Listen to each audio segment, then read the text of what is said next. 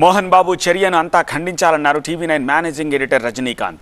ఈ స్థాయిలో చేసిన దాడిని చిన్న ఘర్షణగా చూడాల్సిన అవసరం లేదన్నారు. మోహన్ బాబు బహిరంగంగా క్షమాపణ చెప్పాలని రజనీకాంత్ డిమాండ్ చేశారు. మోహన్ బాబుపై హత్యాయత్నం కేసు నమోదు చేయాలి అన్నారు. ప్రజాప్రభుత్వంలో జర్నలిస్టులకు రక్షణ కల్పించేలా చట్టం తీసుకురావాలని కోరారు. టీవీ9 జర్నలిస్టు రంజిత్పై సినీ నటుడు మోహన్ బాబు దాడిని నిరసిస్తూ హైదరాబాద్ ఫిల్మ్ ఛాంబర్ దగ్గర జర్నలిస్టు సంఘాలు నిరసన చేశాయి. రియలైజేషన్ ఎక్స్పెక్ట్ చేయడం కూడా టూ మచ్. ఎందుకంటే వాళ్ళ గత చరిత్ర చూస్తే అనేక సంఘటనలు, అనేక ఇన్సిడెంట్లు చూసాం. వాళ్ళ చరిత్రలో ఎప్పుడు ఇలాంటి బిహేవియరే ఉంది. సో ఇప్పుడు కూడా అంతకంటే మనం వాళ్ళ దగ్గర నుంచి వేరే పెద్దది ఎక్స్పెక్ట్ చేయడానికి కూడా లేదు. కానీ వాళ్ళ చర్య, వాళ్ళ ఆలోచన, వాళ్ళ బిహేవియర్ మాత్రం చాలా ఖండం చేయాల్సిన అవసరం ఉంది. రంజిత్ ఈరోజు హాస్పిటల్లో ఉన్నాడు, సర్జరీ జరుగుతుంది. ఇక్కడ ఈ బోన్ ఫ్రాక్చర్ అయింది. అతను నెల రోజుల పాటు తిండి తినడానికి కూడా అవకాశం లేదు. పైపు వేసి నోరు తెరిచే పరిస్థితి, మాట్లాడటానికి లేదు, తిండి తినడానికి లేదు. ఇక్కడ ఒక చిన్న హోల్ పెట్టి జర్నలిస్ట్ వృత్తికి సంబంధించి మాట్లాడుతూ అతను ప్రజల సమస్యల్ని లేకపోతే జరిగే రిపోర్ట్ న్యూస్ని ఎక్స్ప్రెస్ చేసే వ్యక్తి ఇప్పుడు మాట్లాడలేని పరిస్థితి ఉంది. ఫుడ్ కూడా హోల్ పెట్టి ఫుడ్ నెల రోజుల పాటు పంపించాలన్న సర్జరీ జరుగుతుంది.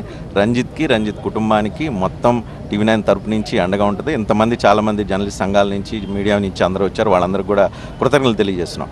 కానీ నేను ఒక్కటే చెప్పదలుచుకున్నాను, నిన్న ఇన్సిడెంట్ చూసిన తర్వాత, మోహన్ బాబు రియాక్షన్ చూసిన తర్వాత, ఇలాంటి మైకులు, మీడియా కెమెరాలు కావచ్చు, మైకులు కావచ్చు, పేదవాడు గొంతుక వినిపించడానికి మాధ్యమం, సమస్యలు చెప్పుకోవడానికి మాధ్యమం, సప్రెస్ అవుతున్న వాళ్ళకి చూపించుకోవడానికి కెమెరాలు కావచ్చు, సప్రెస్ అవుతున్న వాళ్ళ వ్యక్తుల యొక్క భావోద్వేగాలు కావచ్చు, వాళ్ళ యొక్క కష్టాలు కావచ్చు, చెప్పుకోవడానికి మాధ్యమం ఈ మైకులు.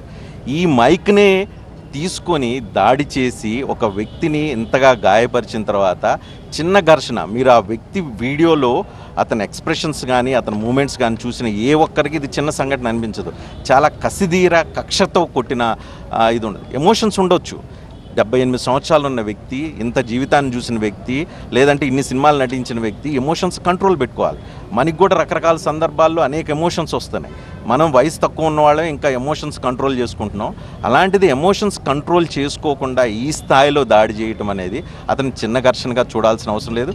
ఇన్సిడెంటు అవతల వాళ్ళు ఎంత చిన్న ఘర్షణ చూస్తున్నారేమో, హాస్పిటల్లో ఉన్న వ్యక్తి, సర్జరీ జరుగుతున్న వ్యక్తిని చూస్తే అది చిన్న సంఘటనగా మనం పరిగణించాల్సిన అవసరం లేదు.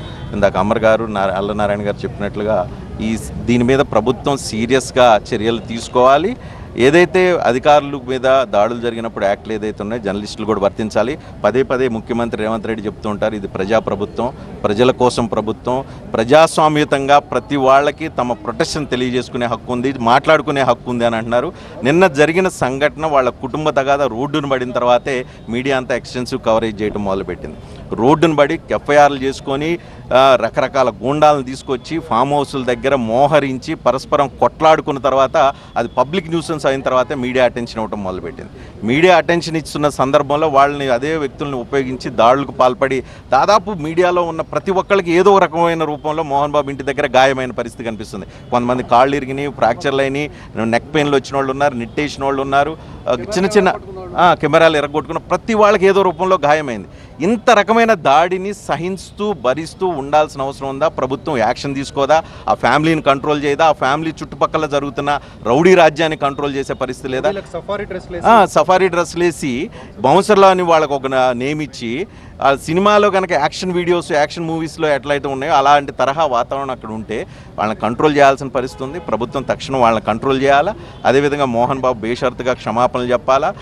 కొట్టి హాస్పిటల్లో వెళ్ళి నాకు ఏదో ఇంజురీ అని చెప్పి తప్పించుకోవటం కాదు.